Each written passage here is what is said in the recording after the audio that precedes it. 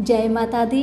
मेरे सभी प्यारे दोस्तों, मैं लक्ष्मी शर्मा बड़ों को चरण स्पर्श, छोटों को प्यार और बराबर वालों को दिल से नमस्कार करती हूँ। आज मैं सुनाऊंगी जेठ मास की कथा अध्याय 14 और इस अध्याय में सुनेंगे गंगा अवतरण कथा का वर्णन। ऋषि कहने लगे कि हे सरानन, जब राजा सागर की सब संतति भस्म हो गई और उनका यज्ञ न हो सका तो राजा सागर ने क्या किया और उनके सैनिकों ने क्या किया, यह सब कृपा करके आप हमसे कहिए।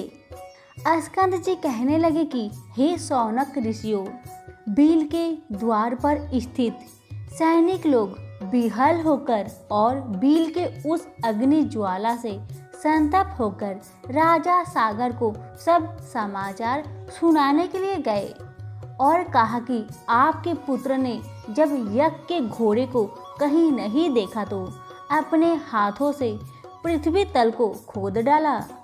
उसके अंदर उस बिल से मिला हुआ 100 योजन के विस्तार में एक गुफा मिली और उसके अंदर बहुत से सैनिकों सहित आपके पुत्र सब के सब चले गए और हम सब लोगों को बील के द्वार पर रोक दिया गया।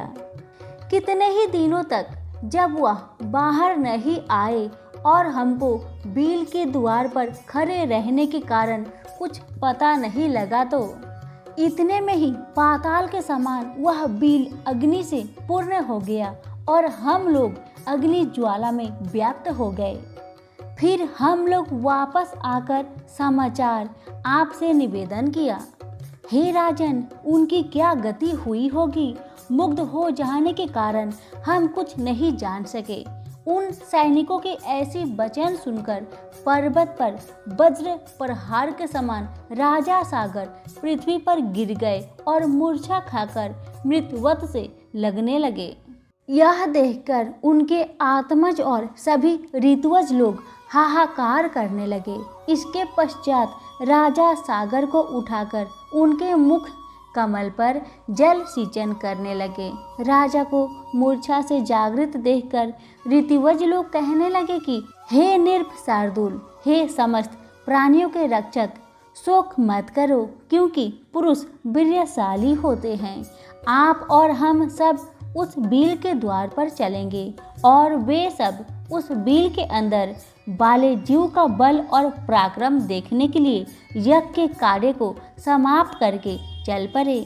मार्ग में सैनिकों ने देवताओं से भी दुष्कर कर्म जो सागर पुत्रों ने किए थे राजा को भी दिखाए। बिल प्रयत्न पृथ्वी का समस्त तल भाग खुदा हुआ था। ये देखकर ऋषि लोग कहने लगे कि हे उपस्थित वृंद, आप लोग सुनिए।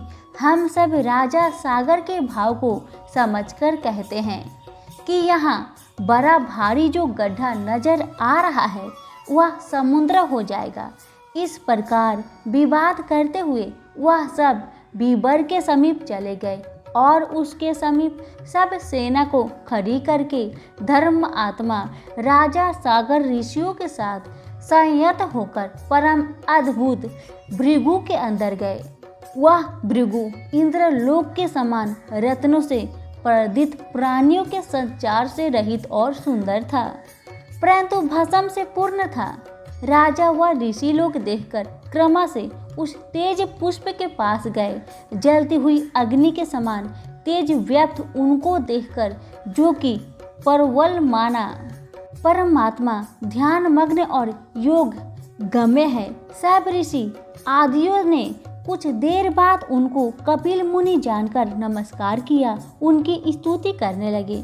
वे लोग कहने लगे कि हे देव, आप नित्य ही परमानंद, आपकी जय हो। जगत के कारण रूप तथा मन से सृष्टि को संहार करने वाले आपको नमस्कार है। हे सतयुग को धारण करने वाले हरि स्वरूप, आपको नमस्कार है तथा तम रूप में स्थित रुद्र स्वरूप, आपको नमस्कार है।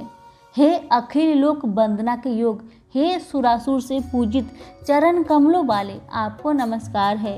हे दया के सागर, संसार रूपी संसार में फंसे हुए हम लोगों की आप रक्षा करें। हे ब्राह्मणों के स्वामी, शीघ्र हम लोगों का उद्धार करें। शोक रूपी विशाल किनारों से रहित जल राशि में पतित इस पृथ्वी का उद्धार करें, क्योंकि हे दीनबंधु, आप ही आदि स्वरूप 12 रूपधारी हैं। इस तरह स्तुति करके राजा सागर पुनः शोक मग्न होकर वर्षा काल में जैसे महान पाषाण गिरते हैं, पृथ्वी पर गिर गए। नेत्र खोलकर अपने सामने निश्चित रूप से पतित राजा सागर तथा उन ऋषियों को देखकर कपिल मुनि यह वचन बोले। यहीं पर हमारी ज्येष्ठ महात्म्य गंगा प्रादुर्भाव वर्णन 14वां अध्याय समाप्त होती है। धन्यवाद।